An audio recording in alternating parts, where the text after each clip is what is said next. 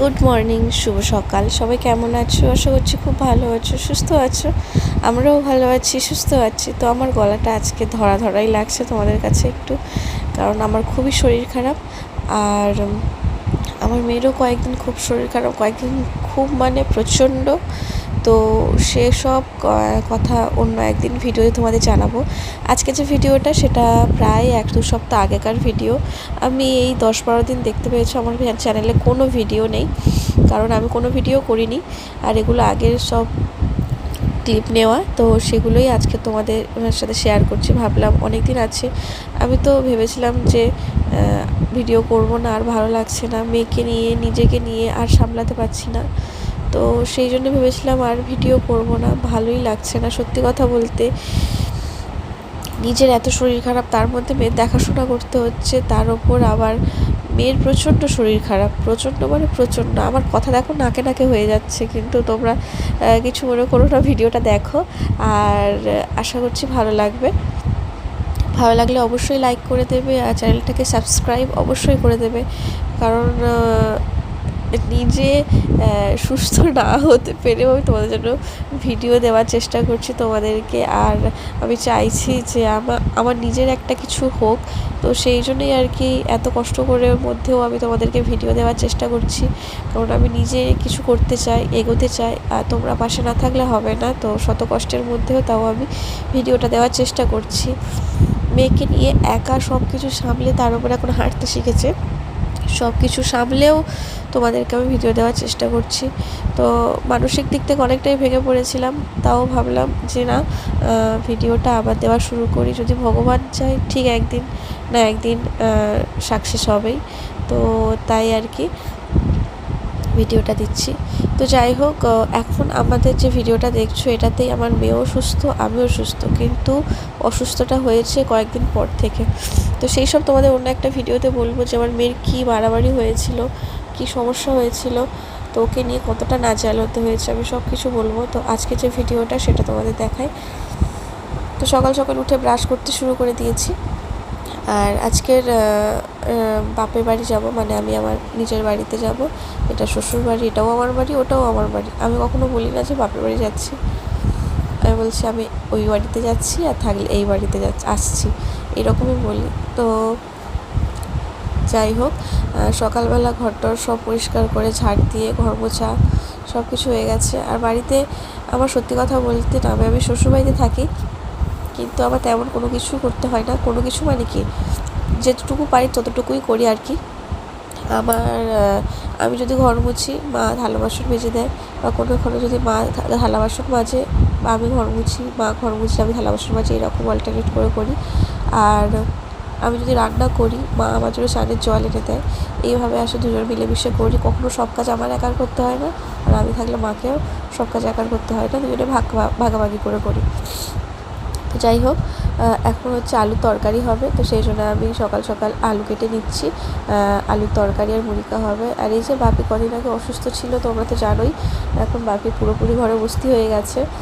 আবার সুস্থ হলে আবার স্কুলে যাবে। তো তো এখন বাপি একটু অসুস্থই আছে, তো এখন ঘরের দাবায়, ঘরে টুকটাক হাঁটাহাঁটি করে আর ঘরেই থাকে।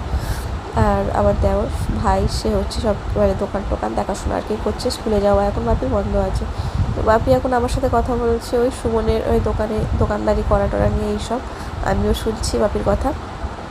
আর বাপির কী হয়েছিল না হয়েছিল আমার আগের ভিডিওতে তোমরা দেখতে পাবে। খুবই বাড়াবাড়ি হয়েছিল, একদম কান্নাকাটি করে গেছিলো। আমার চ্যানেলে ভিডিওটা আছে, তোমরা গিয়ে দেখে নিতে পারো কী হয়েছিল না হয়েছিল।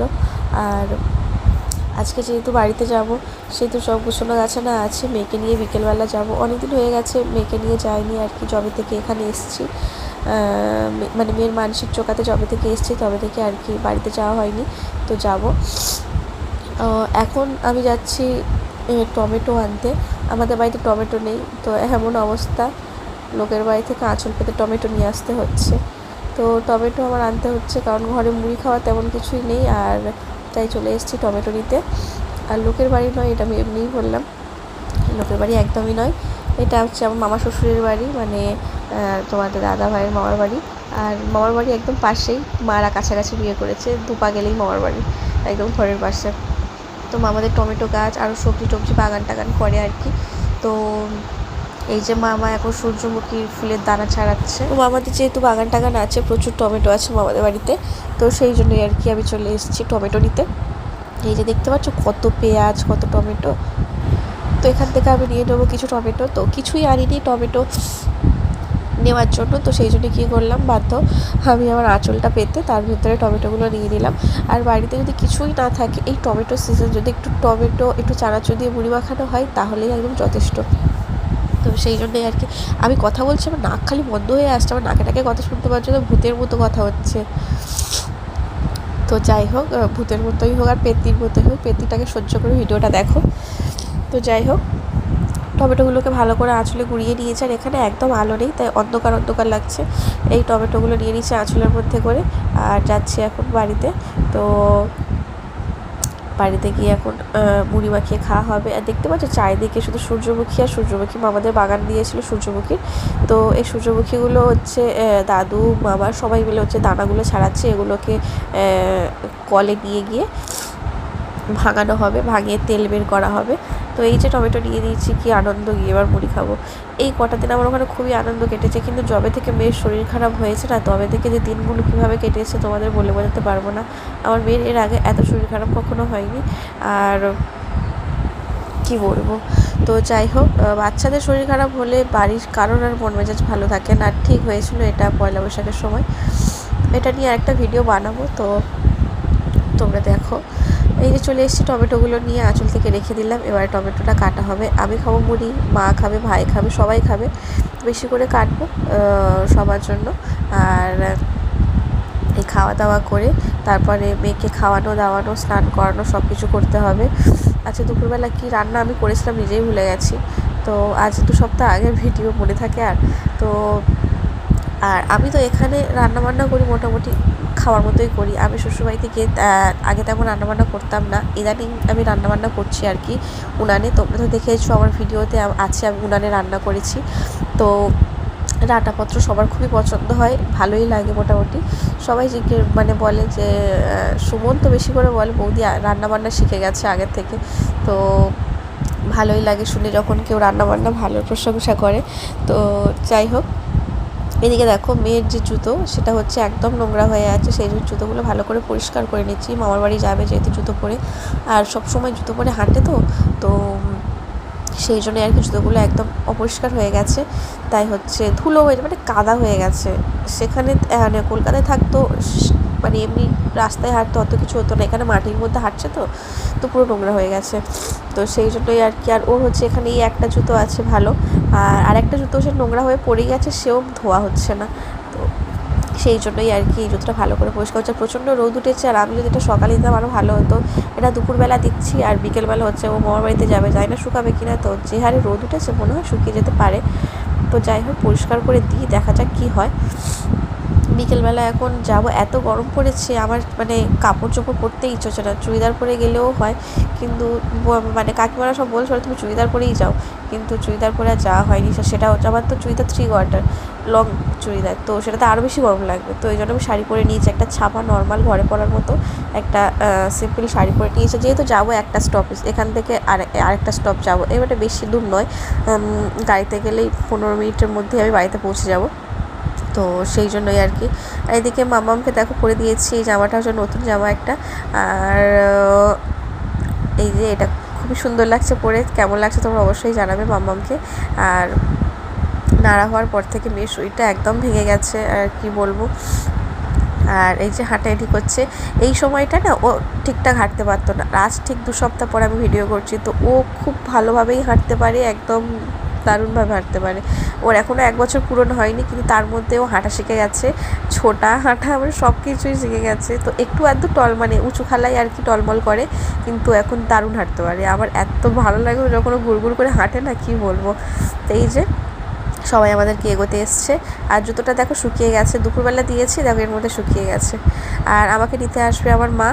আর এখন আমরা দেখো মানে নিশ্চিন্তপুর মানে যেখানটায় আমরা টোটো থেকে নেমে গেছি, নেমে গিয়ে এখন ওয়েট করছি। মা আমাকে নিশ্চিন্তপুর পর্যন্ত দিতে এসছে, মা আর আরেকটা মা মানে আমার মা আসবে হচ্ছে আমাকে নিতে। তো আমি যেখানেই যাই সত্যি কথা বলতে, অনেকে কী হয় বাচ্চা নিয়ে একা একা কেমন চলে যায়, কিন্তু আমি পারি না। আর আমাকে যেতেও দেয় না বাচ্চা নিয়ে কোথাও একা একা, সবসময় কেউ না কেউ আমাকে দিতে যায়, নিতে আসে, এরকমই করে। তো আমার মা এই যে চলে এসছে, এখন অনেকটাই সন্ধ্যা হয়ে গেছে। এখন আমরা যাচ্ছি মামার বাড়ি, মানে আমার মেয়ের মামার বাড়ি, আমার বাড়ি। তো এই যে যাচ্ছি, আর ও হচ্ছে উপরের যে গ্রিন গ্রিন লাইটটা এটাকে দেখছি, আর মেয়েকে নাড়া হয়ে কীরকম লাগছে দেখো, টাগলু মশাই। তো ও মামার বাড়িতে এসে কী আনন্দ দেখো, এত গরম জামা পরাচ্ছে, জামা কেন পরবে, খালি গায়ে প্যান্ট পরে দেখো কি ও এসেই ওর দুষ্টুমি শুরু হয়ে গেছে। আর ওর ওটা পছন্দ হয়েছে, ওই যে শোকেশের মধ্যে যে লাল লাল ডাম্বুলি দেয়, ওটা ওর খুব পছন্দ হয়েছে। আর এসেই দৌড়াতে শুরু করে দিয়েছে মামার বাড়িতে, আর কি হাসি খুশি। আর এখান থেকেই ও হাঁটাটা ভালো শিখে গেছে, কারণ সেখানে উঁচু নিচু, এখানটা একদম সিমেন্টের সমান দাবা, তো সেই জন্য আর কি হাঁটাটা এখানে ভালো করে শিখে গেছে। আর এখানে দেখো হচ্ছে আমার দাদার মেয়ের বই ছিঁড়ে একাকার করে দিচ্ছে, আর ও দুষ্টুমি করছে, আর সবাই দেখছে আর বলছে বাবা রিয়ার মেয়েকে রিয়া একা কী করে সামলায়। আমি দেখো তাহলে আমি কী করে সামলাই, আর সব কিছু মানে সেরে সুরে কাজ করে সব কিছু করি ওকে নিয়ে।